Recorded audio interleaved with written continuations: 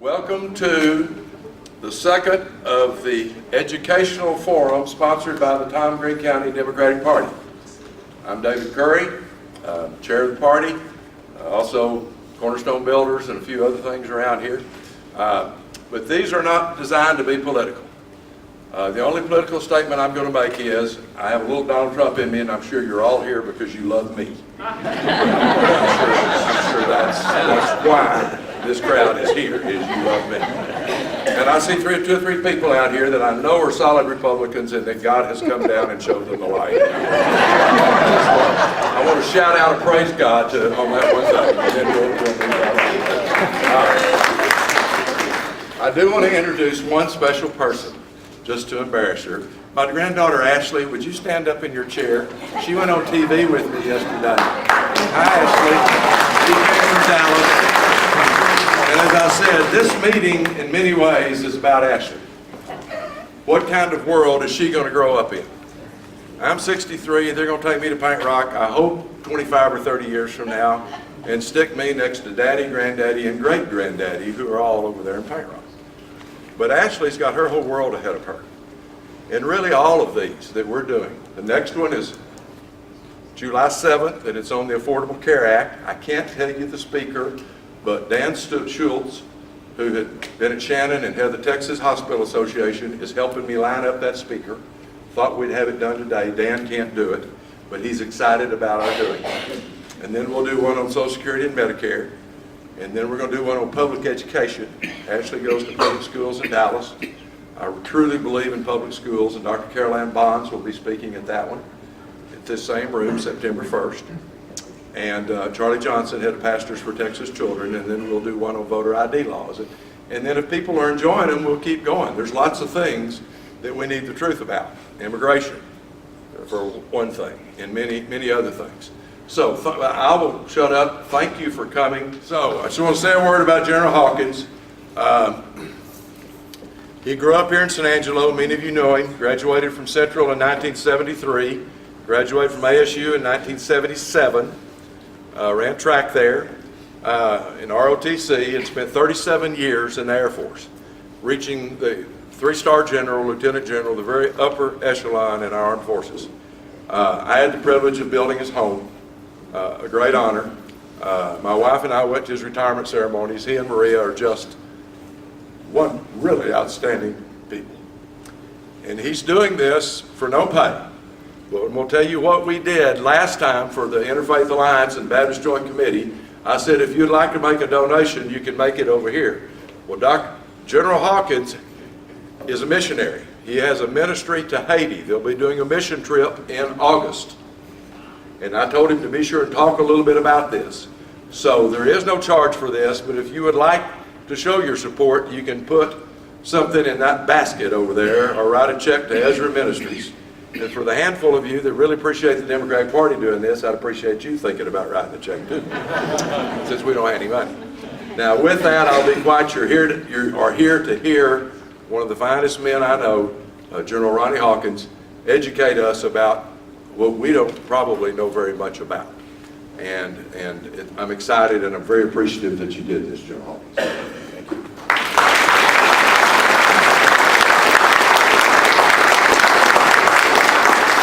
Well, good evening. I will tell you, when David asked me to come and speak this evening, he said, don't worry about it, it's about 25, 50 people max. And I think we've exceeded that. I'm not sure why, but we're going to continue on with the presentation nonetheless. He talked about my service in the military, and I got to tell you before we get started here, it's not about my service in the military, it's about a lot of people's service in the military. I know there are a lot of veterans out here in the audience right now, and in fact, I had the honor and distinct privilege to officiate a homegoing funeral for a World War II veteran this morning. She was 97 years old. Wow.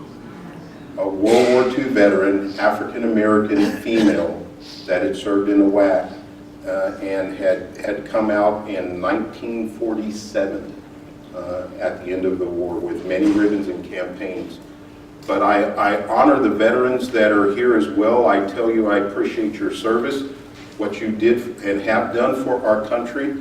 The freedoms we now enjoy are particularly a part and the reason behind the veterans that have come before me and those that are serving right now. In fact, I share with most folks that I am an Air Force brat. My father was in the military, retired Chief Master Sergeant. He came here to Goodfellow Air Force Base in 1969. And that's when I established my residency here in Texas. My wife was born and raised here. My wife Maria is right over to my left. And she tells me I got here as fast as I could, and that's probably a true statement as well. But we call this home. We are honored to be back in San Angelo. We are happy to be back in San Angelo. There are many people who have brought us back here that helped us grow up together. And to those that are mentors of mine, I just say thank you from the bottom of my heart. I do have a paid political campaign for the ministry that my wife and I have, Ezra Vision Ministries. I would like to share with you just a couple of slides about that. David is correct. We do have mission trips to Haiti. We had one in April, and in fact we're going back in August and then again in October. The one in August will be a vacation Bible school and an English as a second language mission camp in Haiti. And what we do is, it's Ezra Vision Ministries. If you were to just go out and Google Ezra Vision Ministries, you'll get our webpage right off the bat. And what we do is we administer to the children, predominantly the children in Haiti, in the rural parts of Haiti where there are no schools that are established there. Even though there's a public school system in the country of Haiti, when you go out to the rural part, there are literally no schools there. For every 100 kids within the rural part of Haiti that are able to start in the primary grade, only 60 will start in the primary grade. By the time they get through secondary school, only 5 will have graduated from school. And so the reason behind that is, there are a lot of different reasons, but the primary reason behind that is not enough financial support from the parents. And so that's what we do in taking our trips down to Haiti. When you look at what we do, we want to surround ourselves with people that have the same mindset, and that is to help others. And that's what Ezra Vision Ministries is all about. I'd be glad to come and talk to you about that vis-a-vis your own organization and or church. We are a Christian-based organization, Ezra Vision Ministries, coming out of Ezra, out of the Old Testament, is what that's about. But we would be happy to do that. That's the end of that political campaign right there, and that's all of the politics that you will hear from me. What I will want to share with you are my experiences that I have gained in 37 years of being in the military. I am going to be speaking from Ronnie Hawkins' opinion. I am not a Department of Defense official right now, although I do have the experience behind that time frame that I was in the military. And I want to share with you, after talking with David, about the things that are going on in the Middle East, and predominantly with the organization many of us know as ISIS and or ISIL. And we will talk about that in a variety of ways. What I'd like to do first is throw up a map of what was Ops Normal back during the Ottoman Empire days, if you will. Many of you have gone through the history classes, the same ones that I have. And let me say on the front end of this, while I'm getting ready to talk from a historical perspective, I am not the expert on the Middle East. I am sharing with you my experiences in the Middle East, and we can open it up for questions and comments after that. If you want to get to the experts within the Middle East, I would suggest you go out to Goodfellow Air Force Base and talk to the wing commander out there and see what he can do to get you that right person. But I'm going to share with you my experiences, and then the dialogue and the question and answer period, I think, will be rich and engaging, I hope. But when you start to look at the Ottoman Empire and what took place and where Turkey was at the beginning and where Turkey is now, you can start to see things have changed in the Middle East. I call your attention, if you can see it, to this area of Kuwait and what we see there. And when you start listening to some of the rhetoric, that an individual whose name was Saddam Hussein was using when he quote unquote invaded Kuwait and took a part of that. It was as a result of what had gone on in the Ottoman Empire division. And in fact, what Saddam Hussein said about that was quote unquote his land is an accurate statement. For him, the way that he went about going to get it is something that we, from our perspective, we the United States, chose to say that's not the right way to go about doing those things. This is the new ops normal that we have, and we use that phrase a lot in the military, Operation Normal. And the new ops normal, when you start looking at the Middle East, encompasses Turkey, Iran, Iraq, Syria, Lebanon, Israel. Palestine is listed here, but they're not identified as a country. Jordan, Kuwait, Bahrain, Qatar, United Arab Emirates, Oman, Yemen, Saudi Arabia, Egypt. And so those are the areas that constitute the Middle East as we know it today. 15 countries, 5 million square miles, over 530 million people in those 15 countries, home to 3 of the 5 major religions in the world. And so that plays into what you see taking place here. 5 major languages and 8 ethnic groups that make and comprise the people within the Middle East. When you start to look and think from that perspective, and you look at what happened with the country of the United States of America, where we have come from, and our start as a country, as the United States of America, a lot that goes on here, we can really trace and look back to our own history and see many similarities. Not from the perspective, if you will, some would say, of the terrorism that is taking place today, but a lot of similarities when you start looking at the civil liberties that many are looking for in these countries. Now, when the next slide, I'm going to set this up before I show it. I'm going to show a series of conditions of what is taking place right now in the Middle East. You might have a differing opinion, and I'd enjoy hearing that and discussing that with you at the end. But I believe these next 2 slides set the stage for when people start talking about what about ISIS, ISIL, terrorist groups, extremely violent organizations within the Middle East. How did they get there? Hopefully these next 2 slides will set the stage for where we're at today as a country. The convergence of strategic environments is how I call this slide, and I'm going to work it up from the bottom and work it clockwise all the way around. There are many conflicts that are taking place, and they're colored in this purple right in here. There are many confrontations that are taking place in the gray, and then in the blue there are many situations that we need to be looking at right now. When you look at Iraq and Syria and the greater Levant, you already know what is taking place there. Iraq and Syria Syria has its own civil war going on. Iraq still has a lot of instability, with ISIL threatening the government of Iraq. GOI stands for the government of Iraq. Iran and Russia have a military involvement in both of those countries as well. And so you just need to appreciate that as we look at the Middle East. Iran, many of us already know what is going on in Iran from a nuclear perspective and how they are ambitiously trying to gain a nuclear foothold in that area. Afghanistan and Pakistan have an area right in there where a lot of different organizations, Al-Qaeda is there, and they have a foothold in Pakistan where they have havens that enable them to build the infrastructure of the type of extremist groups that they are right now. And then you see a lot of violent extremist organizations that also threaten the stability of the region. They also are enabled by being able to have safe havens in Afghanistan and Pakistan.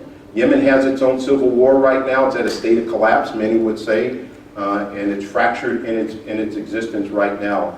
AQP, Al-Qaeda in the Arabian Peninsula is what that stands for there, has a safe haven in Yemen right now. So again, when you start looking at this from an ISIS perspective in totality in the Middle East, that's not necessarily so. When you look at what's going on with the Sunni Shia perspective, the ideologues and the politicians, that have the sectarian violence that is pulling the country of Iraq and many other countries where there's a Sunni-Shia split, pulling them apart right in there. You have very extreme organizations that are external actors that exploit the division and divisiveness within the countries and between the two parties, the Sunni and the Shia. And we'll talk about that on the next slide in its totality here. You probably woke up this morning and understood that there was yet another violent/crisis event that's taking place in Israel with the Palestinian side of the house, persistent contentious efforts that are going on there. And in fact, in talking with my wife Maria, we were over in Israel, I believe it was 2.5, 3 years ago. And she believes she was right in that cafe that was bombed this last time during that time frame that we were over there. And so a lot of violence that is taking place right in there. Pakistan and India, their distrust for each other goes back many, many years. And so that sets the stage for where we're at right now. When you start looking at the drivers for persistent instability, you've got a political and economic system that is really caving in. When you start talking from the perspective of what is going on in Saudi Arabia right now, for instance, they are trying to move from an oil-driven country to where they have an economic base that's different than that. Really, they're starting to look at gas, liquid gas, if you will, and how they can export that as well. So they're moving away from oil, which is why they changed their minister of oil over in Saudi Arabia. I think it was about a month ago, and they made that move. But a lot of things that are taking place because of the economic system and the disenfranchisement that is taking place. When I was over in Saudi Arabia myself back in 1999, I was completely aghast at the number of people that didn't work over in Saudi Arabia. And in fact, what you understood were most of the nationals did not work.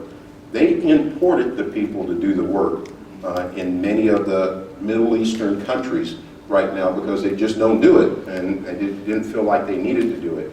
Now they recognize that there is a need for that to go on, and they are now starting to develop a nationalistic economy that's built off of people working. But they've got to get there overall, and that's going to take some time as we go. We can come back to this slide if you want as we go, but when you want to start talking about Islam, and when you want to start talking about ISIS and ISIL, I believe you need to break up the different factions within the Islamic perspective of how we understand that right now. And by the way, this isn't a chart that Ronnie Hawkins developed on himself. I'm giving it. Took it from The Economist magazine back in May of this year, right in here. But I believe it identifies the differences that many of us need to appreciate and understand when we want to think about what is Islamic and what it is that the people within the Middle East from an Islamic perspective think. I'm going to walk through this, and I'm going to read it out loud just in case you can't get and see the slide. When you think about the Muslim Brotherhood that was founded in Egypt in 1928 during the struggle against the British rule, the Brotherhood is a broad-based Sunni movement with branches in many countries. Its armed Palestinian branch, Hamas, rules the Gaza Strip. So when you think of the Brotherhood, think of the Muslim Brotherhood, think of the Gaza Strip, also think of Egypt in that perspective. It can be pragmatic and gradualist in its approach to Shari, which is the Islamic law as they see it right now. The quietist Salafism is the next group, and it's an ultra-conservative Sunni movement that seeks to emulate the Prophet Muhammad and his earliest followers. It seeks to strip Islam of the traditions accumulated over the centuries. Salafists generally do not challenge Sunni Arab rulers directly in their own country. Hard on the people, soft on the rulers is what they signify themselves as. Going over here to rule of jurisprudence, a doctrine that supreme political leadership should be exercised by a senior Shia Islamic scholar Ayatollah Khomeini would fit that bill right there. The system allows for a semi-democratic election for the day-to-day offices of government, though the candidates have to be vetted through the religious authorities. And so that would be like me having to go to David if I wanted to go run for a Democratic office right here. And I'm not telling you I'm a Democrat either, by the way, but that's what that would be saying right in there. Iran sponsors a range of parties and militia ranging from Hezbollah in Lebanon to several Shia parties that dominate the current Iraqi coalition right today. Many of them have come out of training in Iran right now. The Marja, the group of most senior Shia figures, Grand Holy Sistani, based in Najaf in Iraq, is the spiritual leader of most Shias, especially Iraqi ones. He tried to restrain Shia militia reprisals for jihadist attacks and gave his blessing to the replacement of Nuri al-Maliki by the more inclusive Haidar al-Abadi.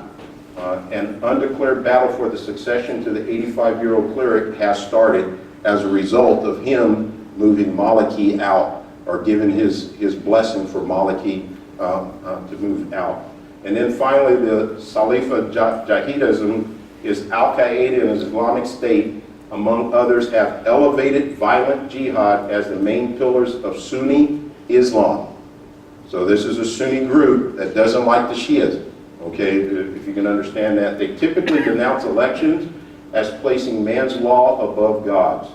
Their main foes are the near enemy, or Arab rulers that don't see it the way they see it, the far enemy, the West, read the United States of America, and the Shias. And so it's all about everybody except them, is how they see that right there. They recognize Tawfiq, or the declaration that certain people or categories are unbelievers, some of whom may or even should be killed. And so that's where you see a group of people that have the terrorist ideas. They fall into that category most of the time. Okay, could and or should be killed is how they see it right there. That doesn't mean any of the others, especially the Muslim Brotherhood, especially the individual that is in power right now in Egypt. I'm forgetting his name, it's escaping me right now. Sisi, that's right. That's in power right now. He doesn't blink an eye at bloodshed. And so that goes on again, taking place within within the Middle East at large. And so if you were to say, well, why can't we being the United States, take care of something that is going on in Iran and or Iraq from a political perspective? You've got to sit back and start looking at it from a religious perspective as well, and how the people have grown up.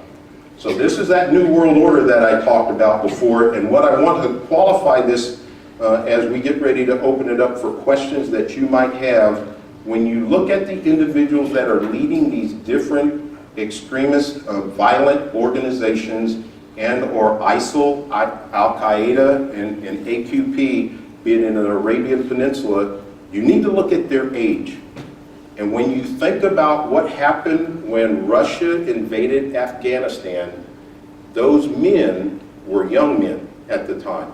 They are now the people that are leading the different organizations. When the United States came into Kuwait and said Saddam Hussein needed to move back, the young people that are a part, and that's how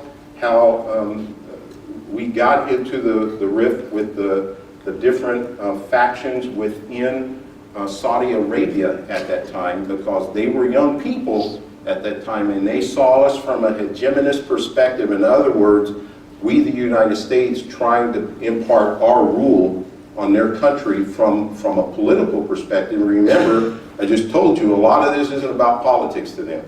It's about the religion. And so from a hegemonist perspective, they saw us invading their country. We saw it from a different lens. They saw it, the young men saw it from a different lens. And here you have those people that are inciting the type of violence that we consider and believe, and I accept it as well, as being wrong. but just understand where they grew up from. Then, when you put on top of that what has gone on in Iraq and Afghanistan, those conflicts / wars, from their perspective, have been going on for many years. And so they have grown a group of individuals that now have a global network and can influence people from other countries to come and think like them. And that's how you see what you see in the Middle East right now, from the perspective of how could it be that ISIL can have an impact in Syria at the same time it's having an impact in Iran. Well, it's a different group of the individuals, but they have, from an ethnic perspective, the same group of individuals, but from a religious perspective, they have a different perspective on it. And that's how you get where we're at today. And this is the new world order that all of us live with right now. Those 8 ethnic groups, those 5 languages, the home to the 3 or 5 religions, and the number of people that live in this area. That's the backdrop that I wanted to present to you. What I would like to do is open it up for questions that you might have.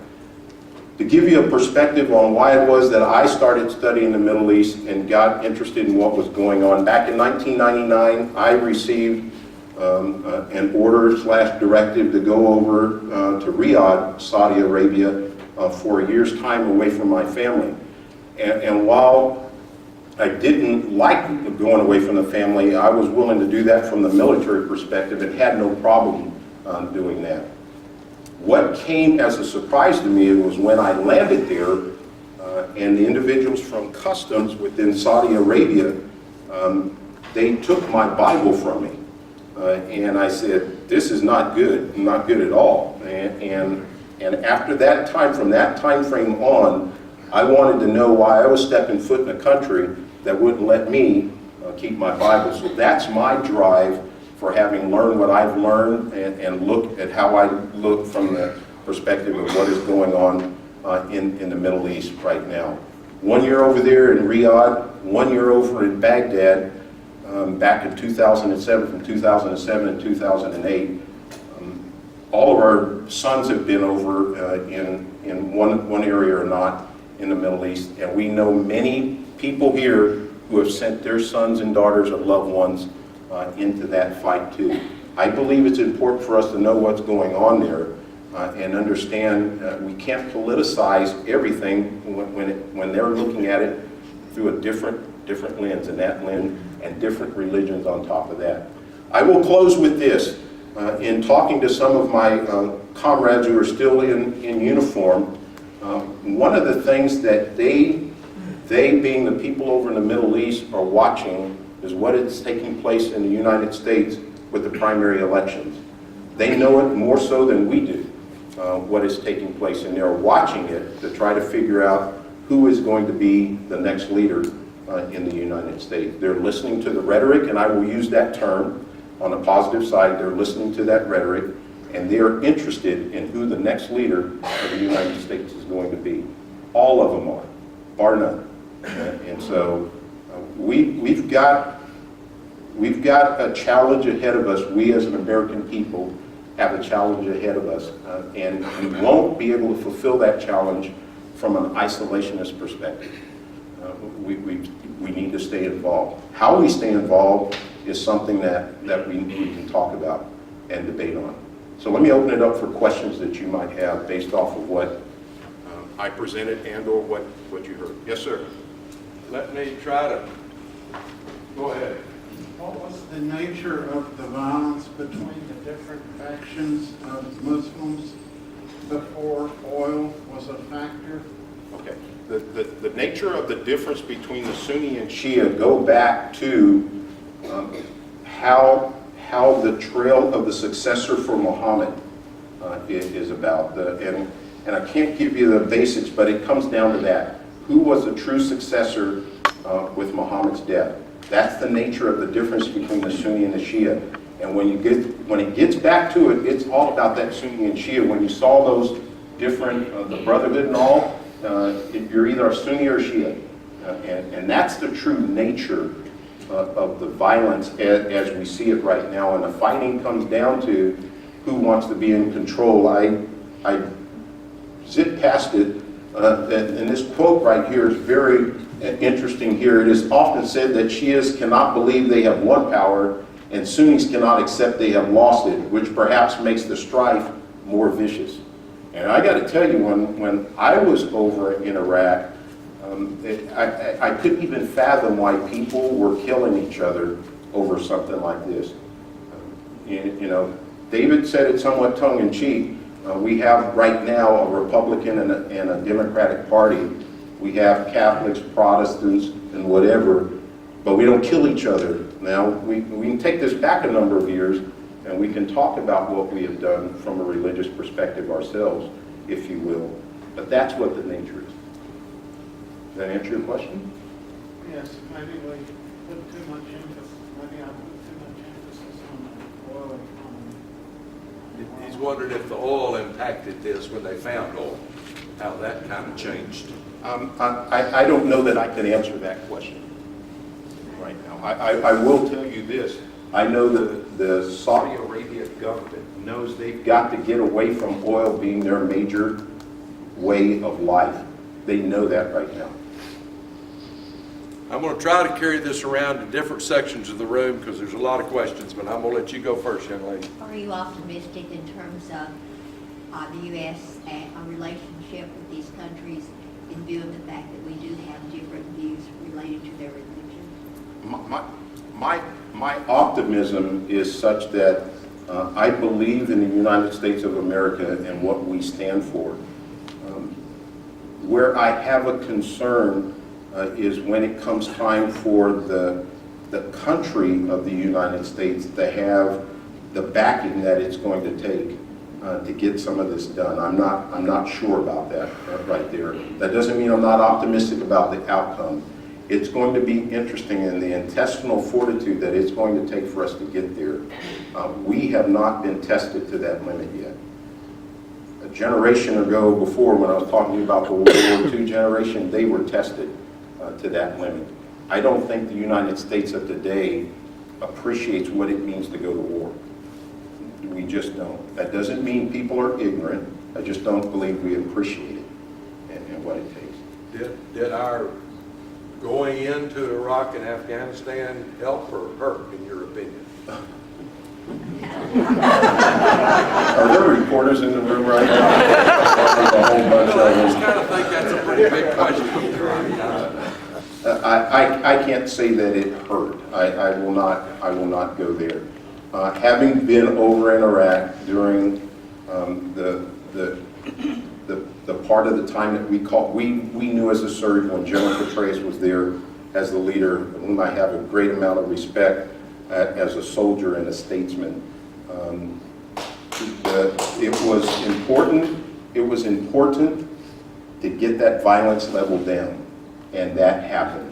And as a result of that, I say yes, it was a positive impact. Now, we see it when we as a nation pull out of a country. It's called a vacuum, and you got to figure out who's going to come in behind. And therein lies some of the challenge that we again have to be a part of. We'll look this way for raised hands.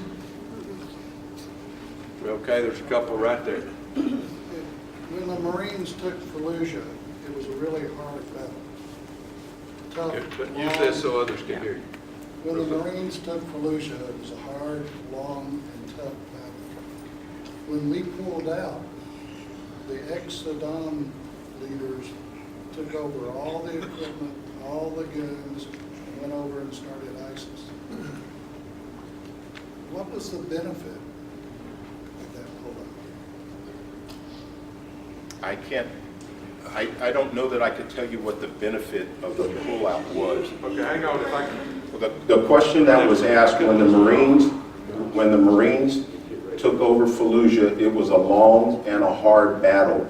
When we pulled out of Fallujah, the Iraqi leaders took over, and as a result of that, we have ISIS that we know today. I think that's how you put that. categorize that? When we pulled out of Iraq. It wasn't When we just- pulled out of Iraq. Yeah, it wasn't just after Fallujah, but that set the stage. And when we pulled out of Fallujah and then started the downplay and pulling our soldiers out, but it took them no time, overnight, to become something important in an area where they shouldn't have been important. And it's just amazing to me, after $13 trillion spent in all these years, that they were able to do that so quickly. Ronnie Hawkins' opinion about that is you can train a soldier to be a quote-unquote soldier, but they have to have a heart from a nationalistic perspective. And that takes time. When you look at the Civil War within the United States and the recovery through the civil rights periods of time, that took time. That doesn't mean we turned in on ourselves. Don't get me wrong when I say that. But when we as Americans try to instill a democratic perspective on a country that had no leader for 40 plus years, had no rule, if you will, for 40 plus years when, if you will, Saddam Hussein was in power, and then we go and remove that type of rule, and you don't put in a type of rule that can exist for a period of time. Now, this is all hindsight 2020 right now. You get what we got, and that is a group of people that didn't have the nationalistic fortitude that we tend, and I'm not trying to argue with you or point a finger, but we tend to take for granted. When the United States flag moves in a country, people move out of the way because we are the greatest military and the greatest country the world has known. When we leave that area and we don't institute the right leadership as a result of that, you get what we've got right there. I do not argue with you that there was a lot of American blood and dollars, but more blood than dollars, that were lost in the Iraqi war, and particularly in Fallujah. It was a brutal campaign from the start. But we are where we are because of a lot of different areas, but I would say it's more about the lack of nationalism and the understanding of what it takes. People look at freedom and democracy and think it's easy. It's not. It's not. I got a question here, and then I'll move over there. General Hawkins, one of the thoughts that I've, mulled over for a long time is, after World War II, we left residual forces in Germany, Japan, to really stabilize and really rebuild. We've lost that focus. Major concern of mine is if we're going to make a commitment as a country, why don't we make the full commitment? We're going to end up spilling more blood of American lives when we go back in. And we're not really soliciting the assistance from the surrounding nations. Maybe superficially, but not long term. So if we're going to invest our American lives, which I believe that everybody's committed to, we need to look at it as a bigger picture. We need to take the Democratic and the Republicans' comments and put them together as one nation. Because right now, all you see is constant fighting between the two. So I go back to World War II and the lessons we learned. We need to bring them forward, and we need to take a stand as a nation. Do you agree with that?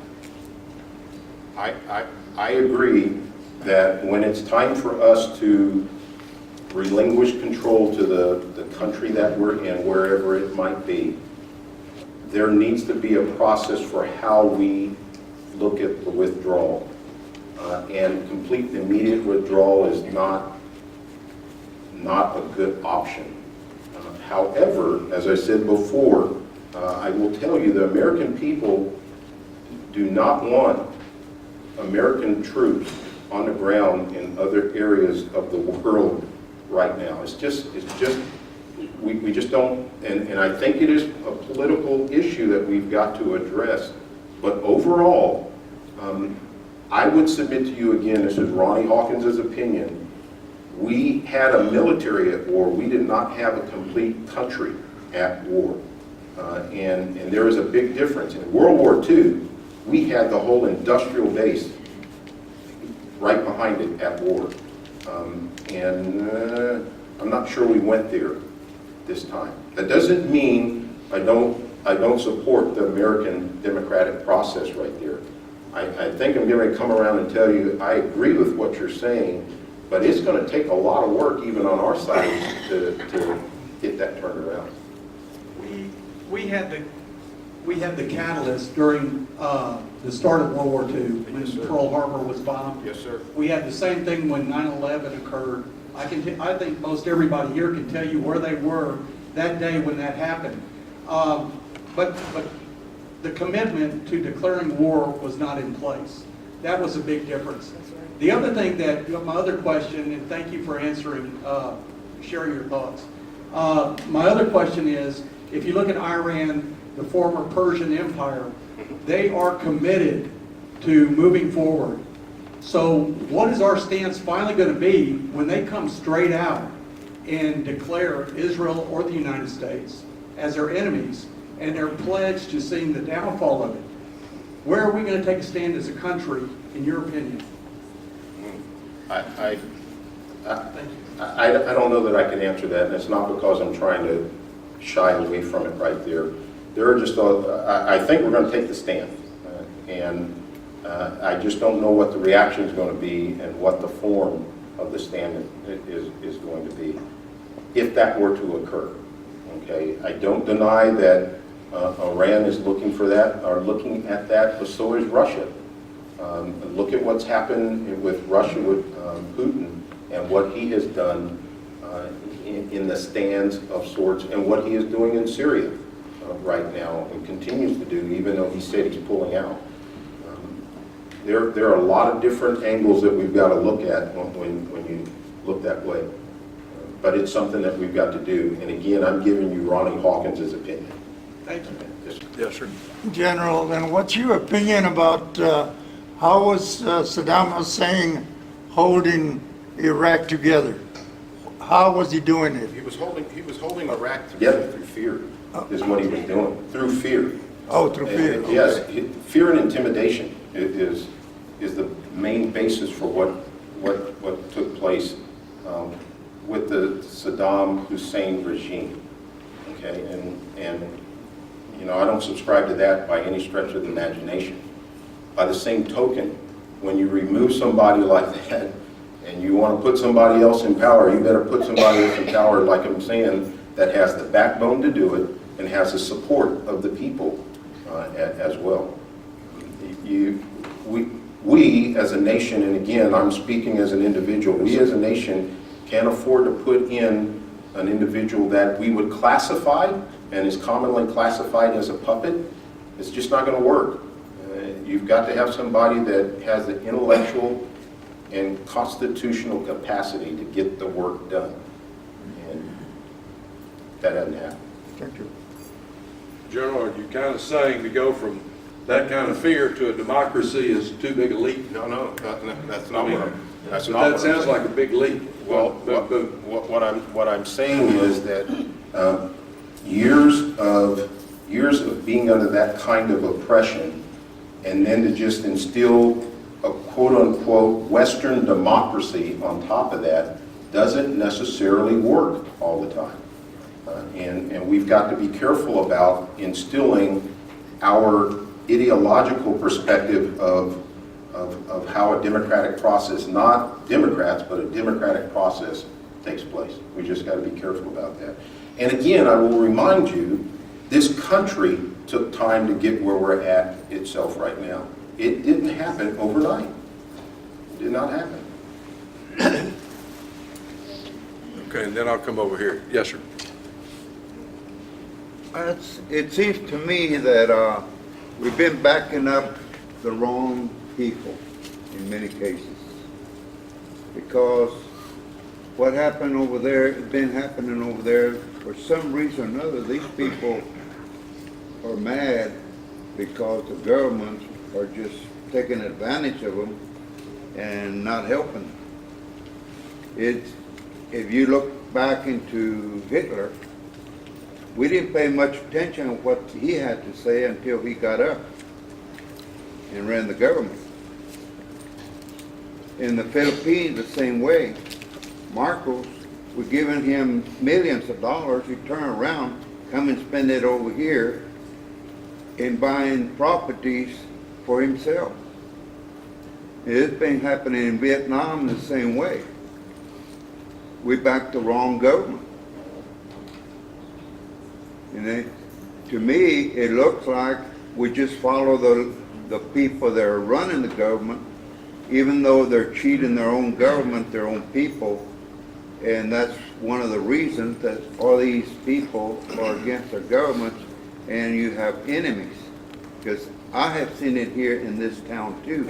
As you lived here, I've been seeing it lately quite a bit. And that's not right. People here are mad. The same way in those foreign countries, they get mad too. So why don't we just listen to the people and see what can come about? And don't you think it'd be better? I don't know that I want to argue with what you're saying. How's that? I don't know that I want to argue with what you're saying. Well, it's a fact. It has happened over and over. Well, And we just, let me call your attention to the European theater that we know as Germany and Italy, and Japan and Korea,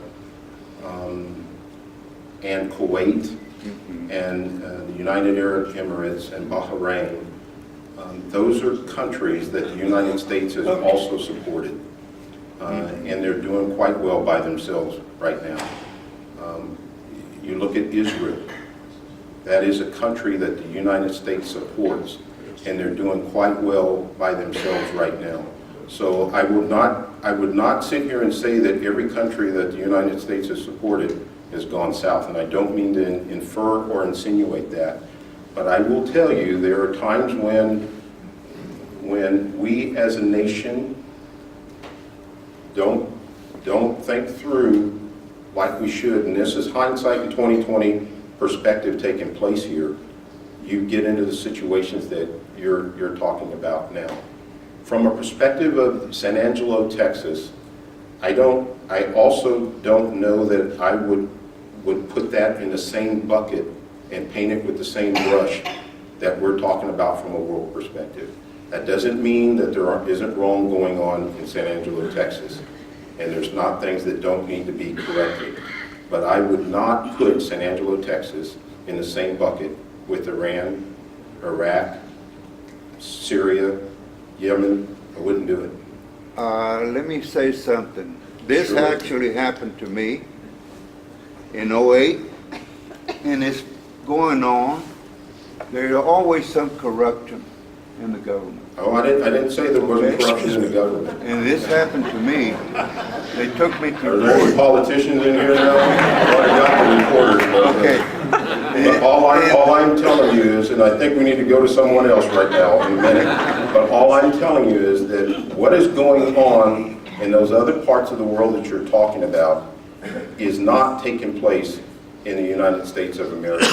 That doesn't mean we don't have violence, black on black crime, brown on brown crime, white on brown and black crime. I'm not telling you that is not happening. But we do not have the violence that I'm talking about that's going on in the Middle East. No, we don't have that. Let's come over here No. now. Go. Yeah, well, I wanted to get your perspective. Speak loud. On the question of it being a new Kurdish state being created out of areas, you know, we got Southern Iran, Certainly. Syria, and other parts Certainly. where the Kurdish state, and how could that in the future of a possible state, because people talk about statehood, but I mean, you know, we don't have a state at the moment. Certainly. But what could But be you mean the future? Kurds don't have a Yeah, state they at the don't have, moment? what is the future of that question? You know, Yeah, the question has to do with the fact of whether or not there's going to be a Kurdish state somewhere in the Middle East, predominantly in the you're thinking Turkey, how it will happen. and how it will happen. I have no idea about that. I do know that they are looking to try to have that happen, but I don't know how that's going to take place. Yes, sir. I was wondering, in my limited experience, it seems that there are a lot of people, particularly my generation and younger, but also a number of people that I know older than me who are more and more believing that killing will not solve killing under any circumstances. And if that is in fact a growing number of people in our country, then I wonder if you would address that in the relationship to what you mentioned earlier about, I think we need our country to take a stand behind the military. Thank you. Certainly. The United States military exists to protect the United States of America. For the most part, that is done through a democratic process that we deter wars as a result of our presence and our posture. But when it comes down to it, if the United States military has to go and kill somebody, the United States military is going to go and kill somebody because we believe in what it is we stand for, and that is a democratic nation that needs to be protected as a result of that. And anybody should look at it from the perspective of trying to avoid death at all costs, particularly civilian death at all costs. But the United States military exists to protect the United States citizens, or the American citizens. And that's just the way we do business. And we're not proud, and I don't think any man or woman in here is proud to have had to do that at one time or another. But when it comes down to it, some of the times that has to be done. Yes, ma'am. Yes, sir. To follow up on this, can you comment on how, when we go in, as we have over the last year, there's a lot of people we kill that are innocent civilians, women, children. We talked about young men earlier that were, young men when we intervened, or when the Russians intervened. Aren't we really growing more terrorists by not changing our strategy? What strategy do you recommend we do? I would recommend, and I'm no expert, but I inform myself by listening to one expert that I know who was in Iraq, in Syria last year. He's a German former politician, now activist and author. Okay. He goes there a lot and is very informed, and he keeps people up to date. Okay. He says one crucial thing is to unite Shiite and the Sunnis, or Sunnis. Okay?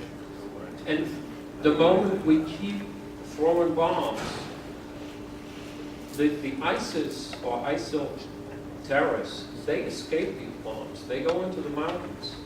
He was there, he interviewed them. And he knows that the cities are mostly left by civilians, and we're killing these civilians. Isn't it a logic thing that we're basically growing more terrorists? He also refers to the fact that before September 11th, we had a couple of hundred international Muslim terrorists, or Islamist terrorists. I don't want to call them Muslim. They're Islamists, radical Islamists. Now we have thousands. Haven't our actions in the Middle East since September 11th, even before, resulted in a larger number of terrorists that are now out to kill us? No.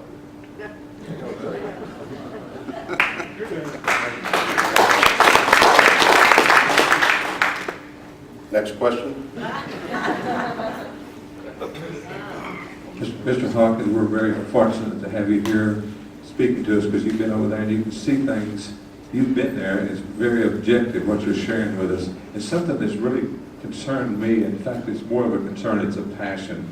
Like after the Israeli conflict with the Gaza Strip about a year ago, I do some research, I go online, and before Israel bombed, it was about months and months of the people in the Gaza Strip sending hundreds and hundreds and hundreds and hundreds, literally, rockets into Israel, and they were able to stop them because they've got a good defense system.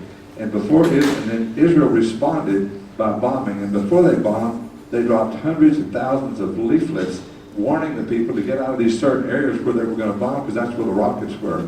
And all these people always put their weapons right next to a school or a hospital or a church. And so Israel warned them, and then they started to move out, but their government said, no, you got to go back.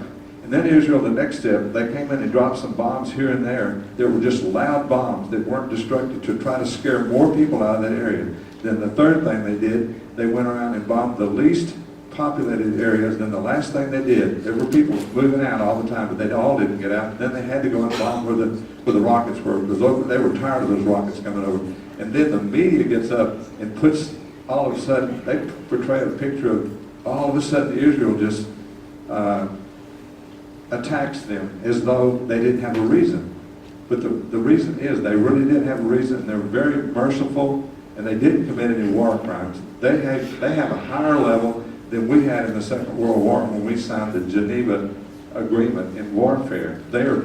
I'm just concerned about things are misconstrued in the media, and people don't really know what's going on, and I appreciate you having me here, and I did shove my opinion out here, but anyway, if you have any comments about what I did, I certainly welcome it. Thank you. No comment. I mean, there is a quote by Symington, I forgot his first name, but war is an ugly thing, and no country should run into war by any stretch of the imagination. And I happen to believe that the United States has not run into wars. I happen to know that the United States military takes a very, very hard, strong look at collateral damage. And I believe the Israeli government / the Israeli force does the same thing. And most countries do the same thing as well. That does not mean that there is not collateral damage that takes place any way, shape, form, or fashion, no matter how much you warn an individual or an area. That does not mean that there are not percentages and possibilities for collateral damage. But I do know that the United States military takes its profession seriously, and we don't indiscriminately kill civilians. It doesn't mean it doesn't happen, and we have perfect and a lot of cases of that taking place. But to say it's indiscriminate, we put those people on court-martial if we find that to happen.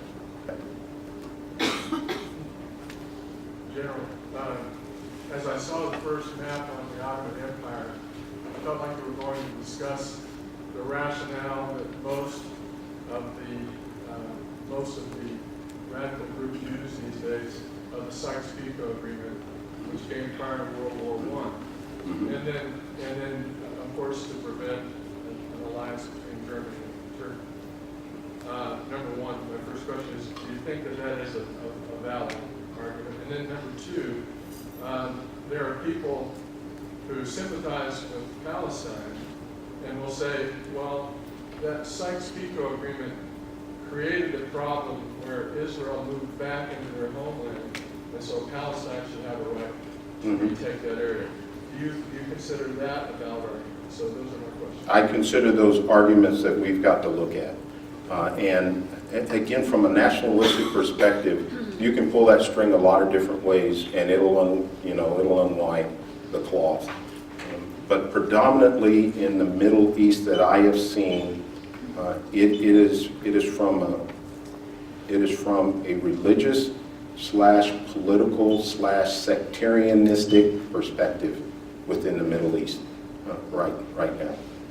There is no denying that how the countries have been and were divided up doesn't play into it. There's absolutely no denial on that part. But where the fervor comes from right now is from that religious undertone that I see. That's my perspective. General back here.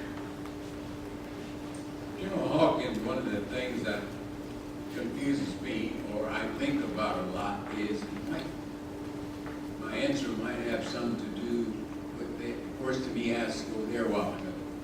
It seemed like here in America and our powers to be forget that we call a worldwide crusade. I think was a big mistake in the first place. Want to fight the war, go fight the war. But when you call for a worldwide crusade, Israel and Islam know what that means. They know exactly what it means. Maybe America has forgotten. And that's why so many troops, terrorists coming from around the world going over there because of that, I believe. Okay, who called for the worldwide We crusade? called for a worldwide crusade, Jimmy. I hadn't heard that either. Our President George W. Bush. George Bush. Several people are nodding, they heard that. I'm not familiar with that, Joe. Okay. And get moving too. Okay. I'm not questioning JB, it's just a simple question. All right, who else has it? Want to go this way this time? Okay. And you've been over there, so maybe you can confirm. You're going to get your microphone. There you go. Two things. We read that at the end of World War II, when we went in and we divided that part of the world up. We divided Sunni and Shia together, and then their private countries, or separate countries. And then the second thing that we read and hear about is that after we knocked out Saddam, we would not use any of his military people in the military to help us pursue them. And as a result, the word is now that a lot of those people are part of ISIS and ISIL. Is that true? I know the second one is true. I do not know that after World War II, the divisions that took place resulted in the division of Sunni and Shia as we know it today. The second one is definitely true, that we chose to not allow the Iraqi military to have the influence that they needed to have. And that plays into some of the question about Fallujah as well. And we got what we got right now. It was not military. I'm sorry? The author of that opinion was not military. But the fact is that we as a country chose to not allow all of the Iraqi, especially I forgot they called them the Guard, I forgot. Republican Guard. We didn't let any of the Republican Guard have an influence and a say. And they melted into the country. And many of those individuals have turned up in extremist groups, is what I would qualify that. Okay, we're going to take a few more questions. They said we stayed too long last time, so we're going to try to be moving on out of here about 8:30. Boy, I see a lot of hands. Oh, General, you're having such a good time. Look at all these folks with all these questions. I'm going to have to check my car after I go in. You know, that's what friends are for. Did you say 8 o'clock? No, 8:30 is what I always say. I just didn't communicate it well to the general. General, Yes, sir. this whole Arab Spring started with somebody committing suicide in Tunisia. You don't hear much about Tunisia anymore. Is that the only country that came out on the right side of this whole endeavor? Say that again now? I'm sorry. The Arab Spring? Yeah, the Arab Spring, that whole turmoil that arose started in Tunisia. And I'm wondering what has happened in Tunisia. You don't hear about it anymore. Did they get it right there? I don't know that I would tell you that they have gotten it right. The Tunisian government is one that we would classify as stable right now, but whether or not they've gotten it right, I don't know that I can give you that response right now. Are you speaking of the Tunisian, the perspective that happened months ago in Tunisia? Are you talking about years in the past? I'm talking about years in the past. Okay, right, You know, that right, was followed by, okay. the turmoil in Egypt. and No, I Libya. understand now. I just wanted to make sure about the time span that we were speaking It of. just seems to me our future policy, this is 2020 hindsight, is Certainly. leave dictators alone. Certainly. Because this whole mess has happened because dictators have disappeared.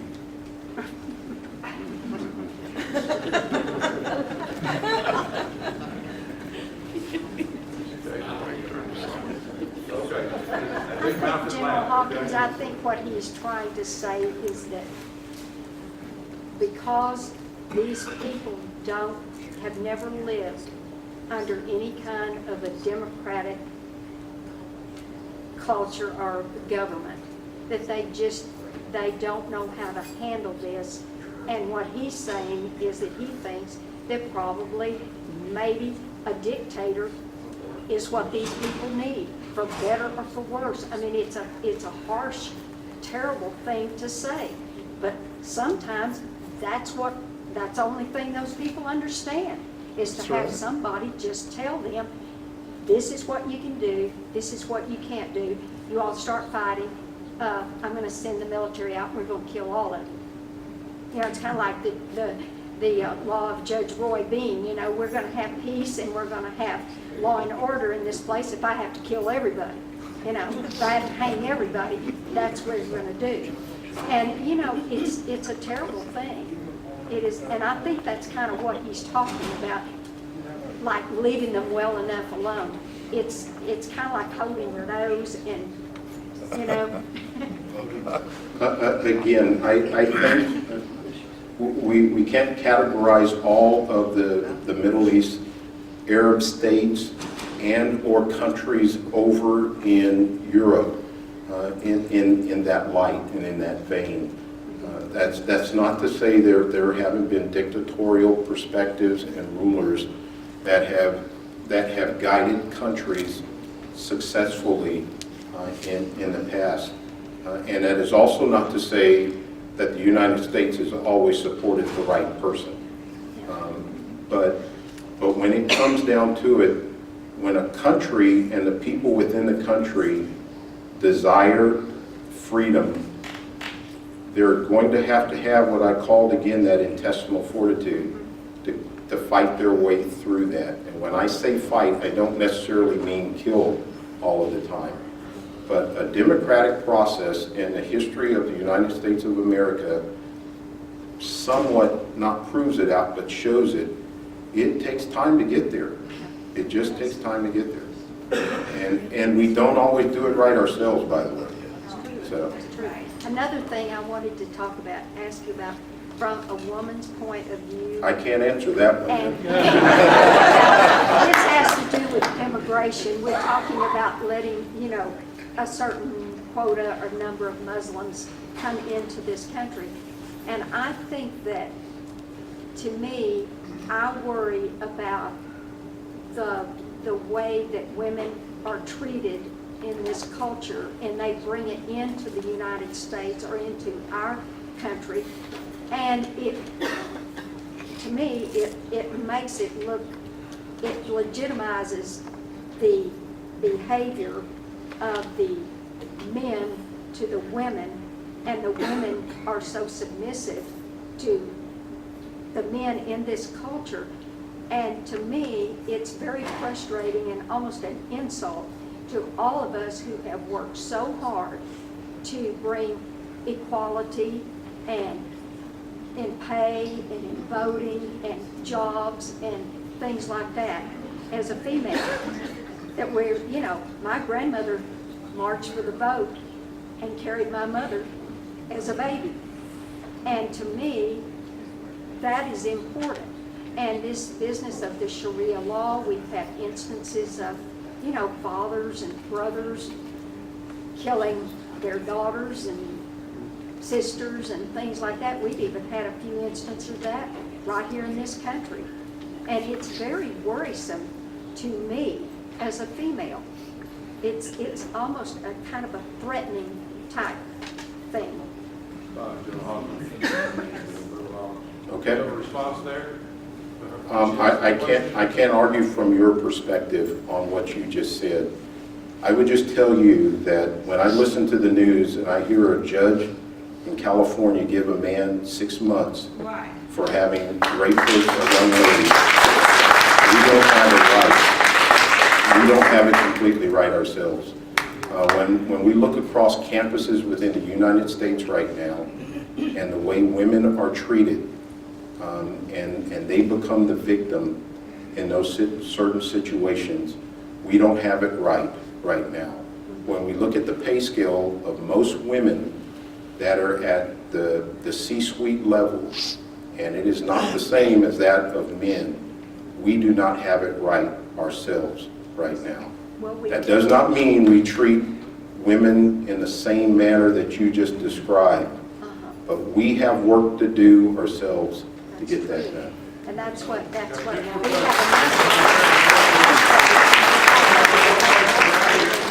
One question here, and then one over here, and then we're going to shut it down. Go ahead. I'll say amen to that. I know back, you can't compare the people that we're fighting right now to the people that we fought back in World War II.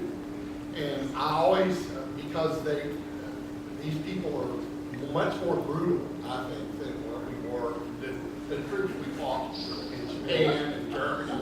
Maybe not Germany, but what I'm wondering is I hear all these politicians say that they are going to defeat ISIS. And my question is, how? And that's what I want you to answer. How do you